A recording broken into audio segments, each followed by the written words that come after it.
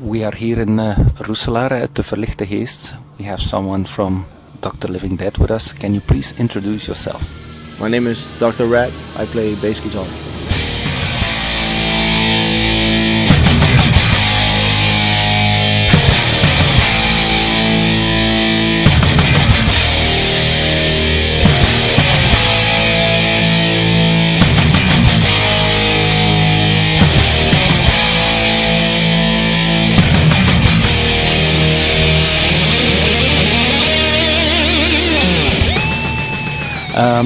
First of all, you're doing a tour right now with Comaniac and Resit. How has it been so far? It's like 6th, 7th gig this evening, something like that? Yeah, something like that, like 7th gig probably. And, you know, it's about a week, a little more than a week in now. And it's been good. It's been good, man. It's like we played London yesterday, which was probably the best one so far. And it was a big thing for us because we tried to, you know, make that show happen for, you know, we've been going 10 years and we've never played England or the UK. So we've had some offers, but nothing really happened. So for different reasons, you know, beyond our control, a lot of it, you know. But it was a really fun show. The Underworld is a pretty cool place. So I would say that's my favorite one so far. Perhaps even better this evening. We'll have to wait and see. I know there's going to be more people here. From just the pre-sale, so I'm looking forward a lot to playing as well. So might be the biggest crowd actually in this place here tonight. So how do you organize a tour like this? I know that you have a tour manager and stuff like that, but I can imagine that most of you guys have day jobs besides the band. How do you plan stuff like that? Well, it's a bunch of emails going back and forth, you know, or discussing this and that. A lot of it, we have a manager and a booking agent, so they deal among themselves, and then we have to kind of, yeah, take, you know, a lot of decision making. And also we are in charge of printing merchandise and everything like that, so that's stuff that I've been doing all that, you know, coming up with designs and ordering and bullshit. But I guess that you have to take up most of your holidays to tour like. It's mostly holidays. Yeah, I like half of this is paid vacation and half is just like I don't get anything from it. But I'm cool. My boss at work is cool. He lets me go away when I need to most of the time. So, and yeah, we have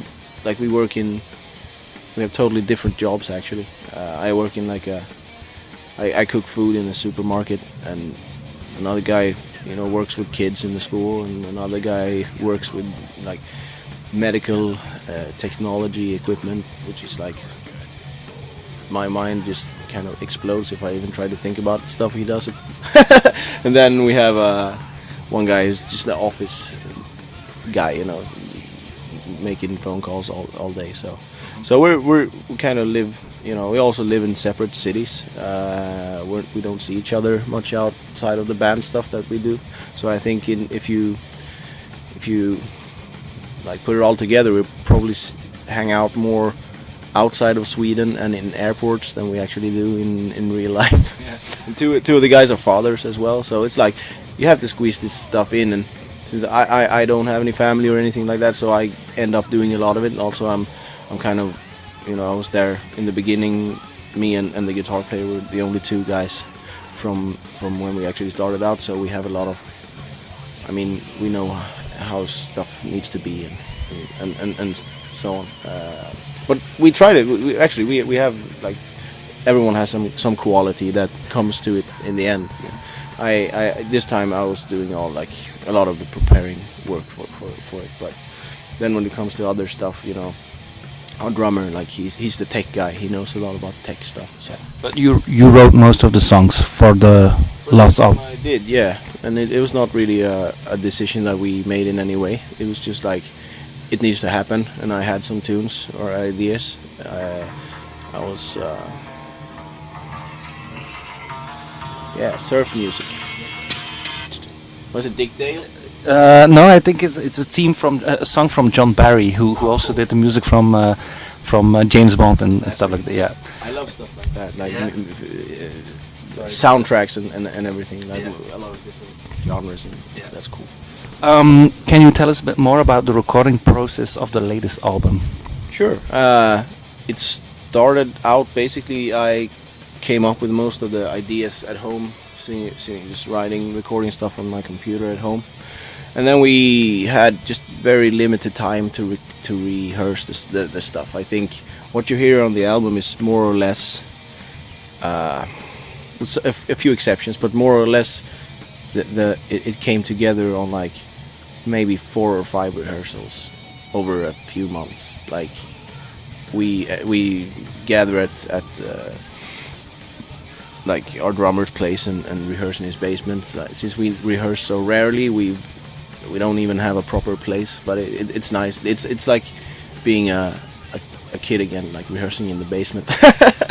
But now he has kids of his own, so they're like upstairs. It's a fun situation, but yeah, and it was very quick, and we had to be extremely efficient with the time, limited time we have. Like this, we have to finish this song now, and this song has to be finished. And then a lot, like the singer wasn't even there for most of that. It was just us who played instruments and tried to piece it together, record some rough demos, send to him so he could practice his vocals or come up with ideas and just kind of do his interpretation of what I already had written for it. So it was very, very, stressful in that sense. So I think it came out pretty cool, considering that it was very, very hectic and like I remember, the drummer getting sick one weekend, so we had to cancel. That was like a big thing, because the recording had to happen. The studio was booked and everything.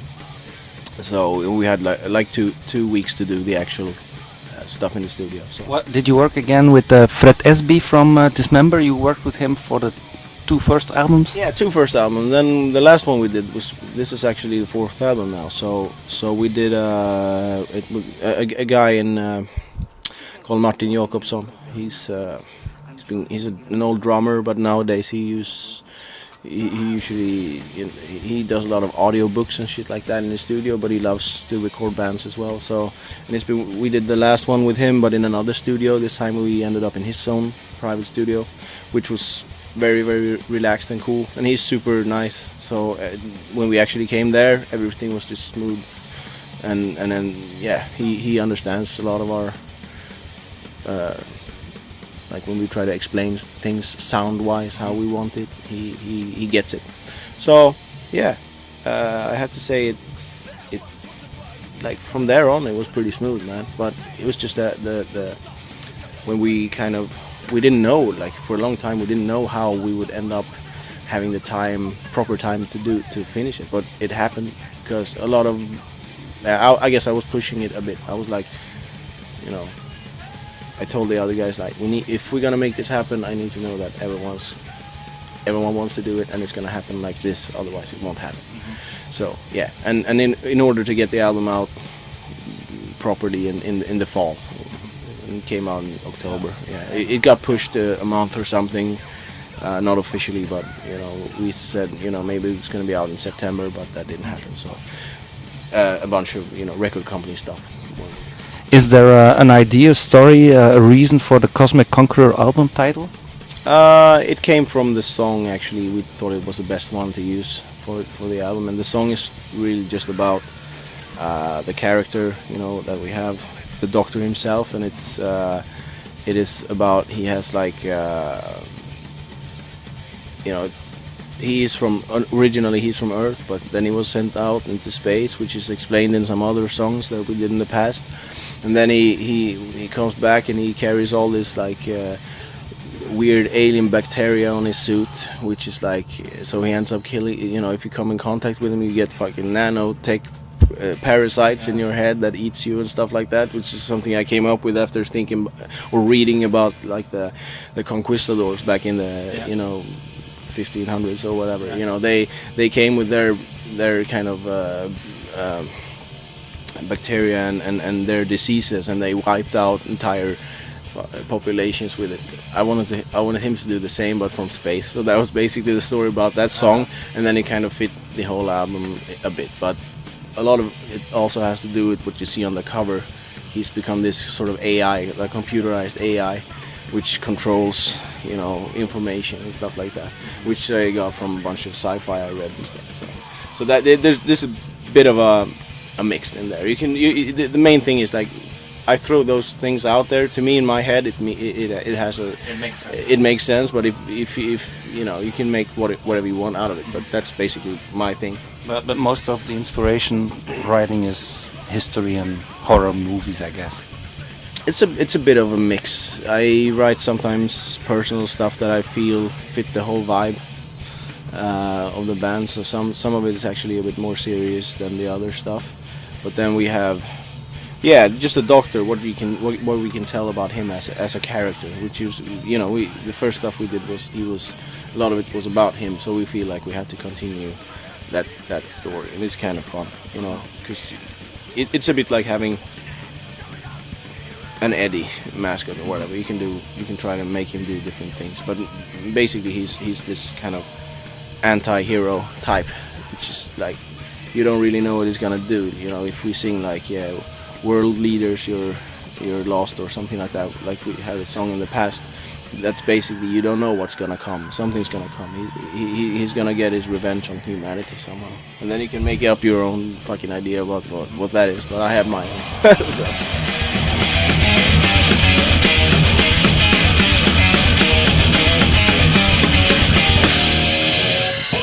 How did you end up being a bassist? Was that your first choice as an instrument? Or? No, I'm a guitar player since I was a kid. And then when I met these other guys, when we started back in 2007, I ended up playing bass just because we wanted it to be like a four-piece, kind of like SOD, like one guitar and a fucking loud, noisy bass. And, you know, we already had it. One of the guys, obviously, you know, Toxic was already doing all the guitars, and I think he has a very good sense of, he's a very good rhythm guitarist, probably better than I am. I can solo more than he can do, but he was probably more like cohesive as a rhythm guitar player than I am. So it makes sense, and I thought it was kind of a fun thing to learn a new instrument. But originally I was playing the bass a lot like a guitar. Now I think I've figured out more how you play bass to kind of complement the sound better. If I'm not mistaken, you play a Fender P bass, like Robert Trujillo, like Frank Bello.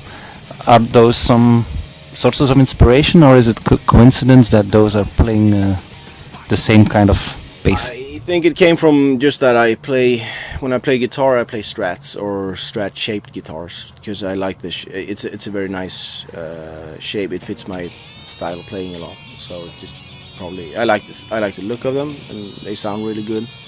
And I mean, just like Steve Harris and all these really good players use them. So I know that they're accountable. You know, I can count on them when to get the sound that I need. But I'm really not a gear nerd at all. It's more about like, probably just because I switched from guitar to bass in this band, you know, that felt like the most natural thing to play. The band started in 2007, so you celebrated the 10th anniversary last year. Yeah. Did you do something special, kind of a limited release? I didn't see anything, or shirts, or a concert. Right. We thought about it for a while, like what should we do? Like, we need to do something, but then kind of just concentrated on making the album happen, I guess. And the album itself was like the celebration, because I think it's, in a lot of ways, it's the best one, like sound-wise and stuff that we made. It's the one that we're most happy with. I know that it's like totally different from a fan perspective, like when you hear something and that's your first idea, like, oh, this is how they're supposed to sound. But if you look back, like, this is the one I can listen to and feel like the production was like something that we've always aimed at, but never really knew. We didn't have enough experience, you know. And now when you've done a few albums, you know, like, this is, every album is a learning experience, that we could never have come up with this album back then, but we tried to, you know what I mean? So Songwriting wise, I get it if you like some of the old stuff more. It's just a matter of like taste. But if you listen to this one and compare it to the other stuff, I would think it was kind of strange if you didn't hear that this one is it's my favorite one. I'm not saying it because it's the last, but it's my favorite one. And I have all 4 albums, but I like the 2 last ones the best with the new singer. Yeah. I'll tell him. When you play a show like tonight, how do you decide on a set list when you have like 4 albums? Do you play like half of the new album and then like 15% or whatever from the other albums, or?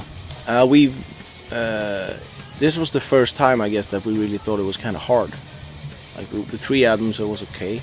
It gets harder and harder, I guess. It certainly does get harder, and now, yeah, we were like, let's aim to do like at least we have to play an hour. Usually, main headliners or whatever, they play like in when we played before with like people, bands like Suicidal Angels. They play thrash, but it's not as intense maybe as they have longer songs and stuff. I remember they played like 75 minutes. We played with Evil, they played 75, but we are kind of in your face, so we want to keep it 1 hour, but no less, because if people come out to see you, they should get some value for their money. Or you need to talk a lot like Mike Muir between songs. Yeah, exactly. But I mean, I remember seeing the Waste play for like 45 minutes, and I thought that was perfect, because they're also very, very intense. If you're a fan, it's a bit short. The last time I saw them, that was last year, I guess, on the Persistence tour, where they played with Suicidal as well, and they played for like 45 minutes. They were not headlining, but it's a bit short, I guess. I think it's cool because it's kind of punk. Go out there and you can give it 100% the whole time, instead of having like, energy dip or whatever. But yeah, 1 hour. We said like, let's do 1 hour, and now we have enough material to be able to fill that without any problem. So yeah, I mean, people want to hear stuff from the first album, and that was on the early demos and stuff. People who come like to see us on all tours and shows that we've done in the past, so we have to play some of that stuff. Obviously, we end the set with some more old shit, but then we also kind of want to play some of the stuff that we've had as like promo videos, because that's like, we know people have seen those, and a lot of people seem to like those. So and then like maybe 6 songs from the new album, something like that, just to please ourselves a bit, and also because some of them like really work live, from what we've seen so far on this tour. Besides that, this evening you're a headliner, but is there a very different approach when you play a show like today in a smaller venue compared to a big festival like Alcatraz, where you were playing around noon in the tent? Yeah, it's very different. On a festival especially, it's like usually you just do one show, and we don't usually play for an hour, so it's more like 45, somewhere between 40, 45, 50 minutes usually. So you can just concentrate on delivering that, and you don't have to think about tomorrow that you're gonna do another show. Like, you can just ruin yourself and your gear, whatever. It's like a one-off thing. So, and then you just kind of party afterwards and have a good time. Usually, if you don't have a fucking plane to catch, like in 2 hours after the show, which is sometimes a real drag. But it's definitely different. But headlining, we're not really used to that. This is our big. We've only like really headlined for a week before. Like, this is like 2.5 weeks of headlining. So we're used to opening, and that takes a lot of the pressure off of it. We come up as the underdogs, you know what I mean? We can just wreck the place and then just kind of sit back and what like let the other bands kind of finish it up. But now we have to really make sure that everyone gets value for their money, so to speak. So it's a bit different. I mean, it's kind of new for us. And once you're a Century Media band, you need to perform every evening. That you're at a certain level. Yeah, I guess so. So yeah, we know that we have to kind of you know, keep it together. Don't drink too much before or anything like that. You know, so. I know that most of you guys are fan from the Venice Beach scene, Suicidal Tendencies, Beowulf, No Mercy, Excel and stuff like that. You play with Suicidal Tendencies. Did you play with some of the other bands? Did you get interaction? Did you get reaction to what you're doing? Yeah, I mean, we've had contacts like with you know, on the internet with like Beowulf and Excel, especially those guys. We sent them. We released when we recorded the first album session. We did a cover from Excel. So I guess it was like a year ago we put it out. Just we never really knew what to do with it, so we put it out on YouTube and sent it to Dan, and he really seemed to like it. Thought it was really cool. So Beowulf, I know he's become like a born again Christian, and his last album was so horrible. Yeah, man, he's very kind of active. I don't have social media anymore myself, but when I used to, he was kind of all over there, everywhere on Facebook and stuff, posting. So, but you know, I like those. They had a very special vibe. Yeah. All those bands. There was some sort of. They were kind of different, all of them, but at the same time they had a similar attitude. It seemed like, and it was I couldn't tell you any band from back then that sounded like those bands. They had like a separate. It was just like a bit of a closed community. It seemed like, and they were probably inspiring each other a lot, playing together and so on. So and making stuff together, like the legendary Welcome to Venice compilation they did. I asked Mike Muir about it, if they were going to try to re-release it, but sadly no way it's going to happen. I heard that the master tapes burned down or something like that. I think it's more like a rights issue that some of the bands don't, you know. I have a last question. If you could organize your own festival with your 3 favorite artists, dead or alive, Dead or alive? Wow. That's hard. I'm really bad at these questions. I mean, my favorite band ever is like Iron Maiden, so I guess they would have to. But I would have them open.